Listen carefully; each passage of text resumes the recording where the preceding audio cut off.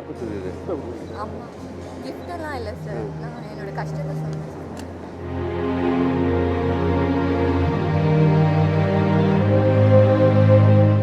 Backbone அப்படின்னு சொன்னது போயிட்டு இப்போ ரெவென்யூல பேக்போன்னா நம்மளுக்கு வைன் ஷாப் தான் சார் இருக்கு. எவ்ரி ஸ்ட்ரீட் பார்த்தா வைன் ஷாப் தான் இருக்கு சார்.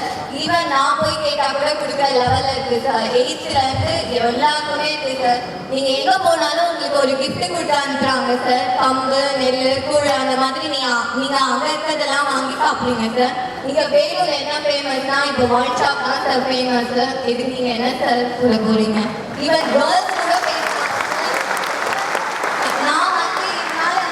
ரொம்ப பாதிக்கப்பட்டிருக்கேன் சார். என் அம்மா வாங்கி கொடுத்து அனுப்பிச்சிருக்காங்க சார். பிகாஸ் எனக்கு அப்பா இல்லை சார், அம்மா மட்டும்தான் சார்.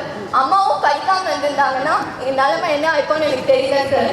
எங்க அப்பா பக்கத்துல சொன்ன நம்ம மதுவிலக்கு பிரச்சனை வரும்போது சொன்ன தெளிவாக அதான் சார் நிச்சயம் அது நடக்கும். நம்ம ஆட்சி தான் வரும் எனக்கு தெரியும் சார். அதனால என்னால உங்களுக்கு இதுதான் சார் இது பண்ண முடியும். பிகாஸ் எனக்கு என்ன பண்ணுறதுன்னு தெரியல சார். எல்லாம் நீங்க அவங்கெல்லாம் பொய்கூட எல்லாம் வாங்கி கொடுத்து அவங்க கஷ்டத்தை நீங்க பகிர்ந்துக்கினீங்க சார். என்னோட கஷ்டம் இதனால தான் சார். இது ஃபுல்லா வந்து கேர்ள்ஸோட டியர்ஸ் தான் சார் இருக்கு. அவங்களோட அந்த கலாச்சாரத்தை மாற்றணும்னா கலைஞர் முடிவெடுக்கிறாரு. பூரண மதுவிலக்கு நிச்சயம் கொண்டு வரப்போம். நான் இந்த பரிசை வந்து ஏற்றுக்க முடியாது. மன்னிச்சுருங்க தயவு செஞ்சு. அது வந்து தவறாக வெளியில் வர சித்தரிக்கப்படும். அதனால தயவு செஞ்சு அது வேண்டாம். உங்களுடைய உணர்வுக்கு நான் மதிப்பளிக்கிறேன்.